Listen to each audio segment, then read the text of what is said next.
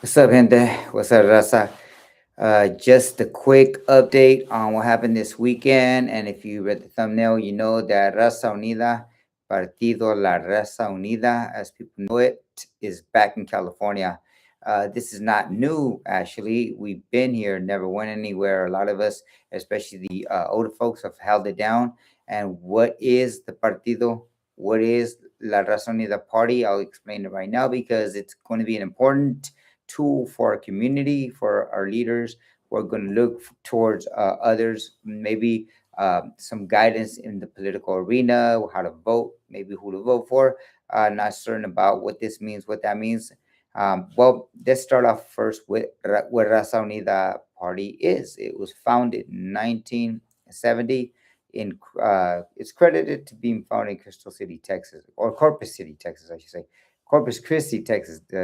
Sorry about that. Corpus Christi, Texas, in South Texas, and it served a lot of the needs of the people who were being ignored. A lot of these people happen to be raza mexicana, raza chicana, people who are bilingual, and people who went to schools that weren't, say, equal to others, and especially white schools with more money.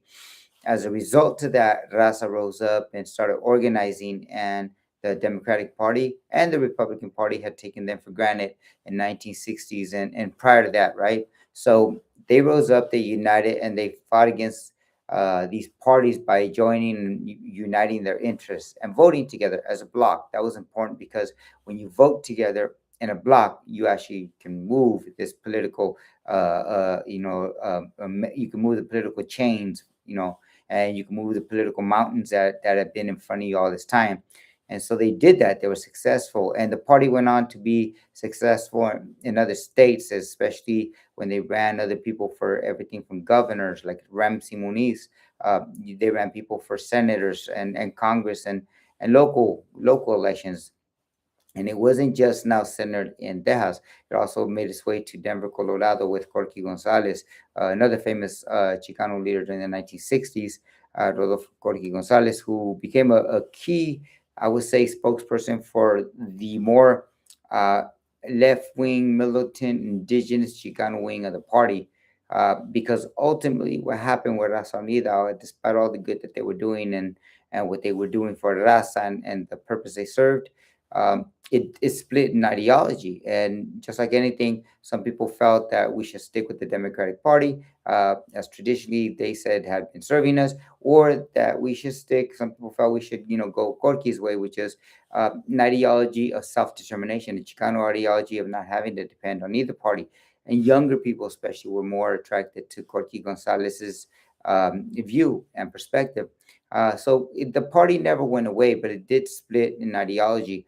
Well, recently, especially prior to the 2020 elections, Raza Unida Partido had been reorganizing in different states.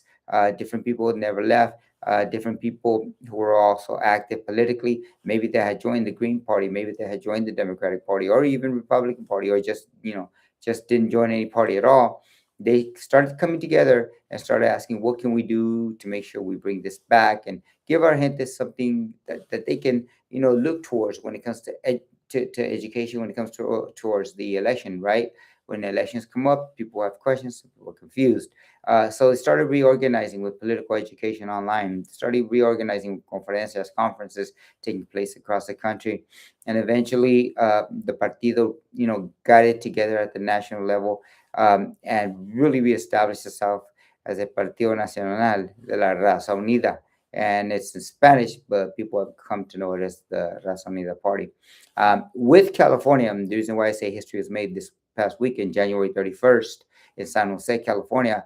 With California, something happened where we decided, you know what, we got to get our act together. There's no way California cannot be united and organized in the same way, say, for example, other states have done, including Texas, who a big shout out to Texas, they've organized themselves. Albuquerque, they've got a stronghold there and a strong movement there. So what we did was we started organizing. The date was chosen January 31st, and that's significant because that was the day when the first Chicano moratorium took place. People do forget that. And then at the same time, it was between February 2nd, that would be the Monday, that would be coming up that marked the signing of the Treaty of Guadalupe Hidalgo in 1848, 178 years of when the United States basically took half of Mexico, wrongfully, by the way. And so we wanted to make sure it had a significance, a historic significance in the way that we organized. And I'm happy to say that this conference was attended. It was packed. People kept coming. We had everybody from brown berets, from all formations. We had people from black berets, and we had mujeres and young men from Mecha, young men and young women that showed up for San Jose State Mecha. That was incredible. We had Fresno State Mecha. We had college mechistas. We had people that had been involved with the United Farm Workers for years. We had people who've been educators for years, retired. They decided they wanted to show up. And then we had a lot of young people, like I said, the college students, but a lot of young people also from that weren't part of the college forces, the professional forces. And that was beautiful too. Uh, so, having said that, San Jose was a spot where I myself was elected to be the representative of California. We had another young man, I would say, my colleague, I'll call him young, his name Francisco. Francisco, and from the Inland Empire, he's also an educator to be our treasurer. And we will be organizing ourselves at a state level to where we will be able to put the information out there for people to see, people to understand when it comes to these issues.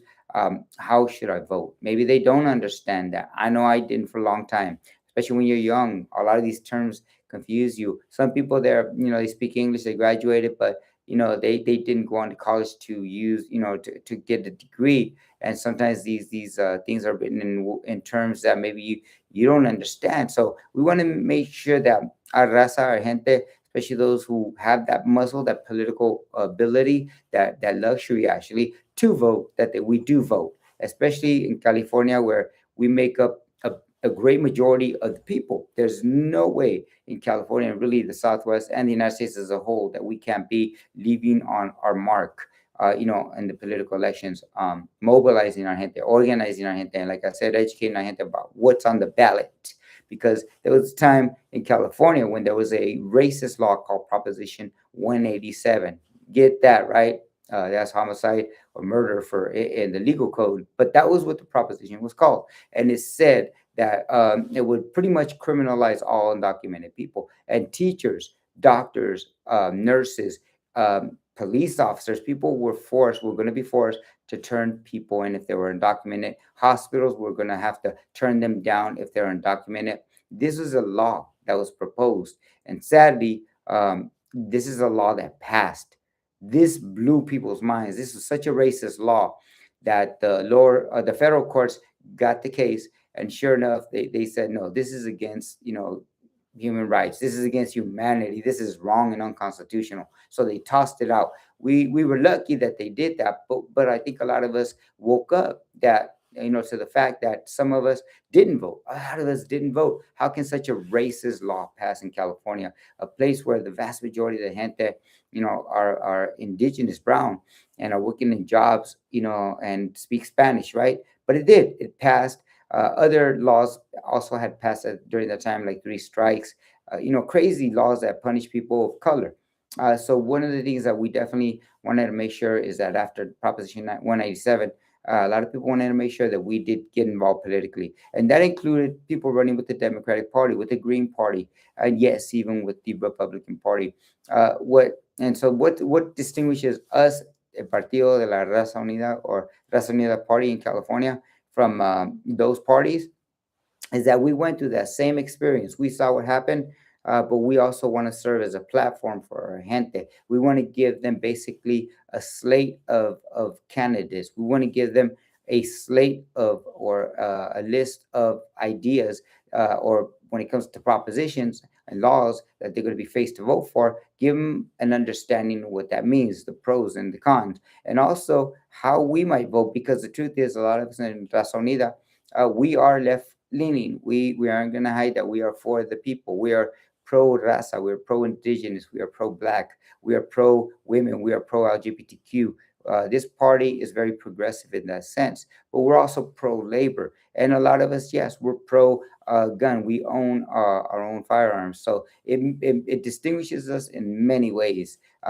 We're very progressive, and yet when it comes to the issues like economic issues, those you're gonna find us, and we're gonna find make sure that you're gonna find out that we are going to stand on the side of the people, regardless of what people think, and that includes, for example, I mentioned the pro gun.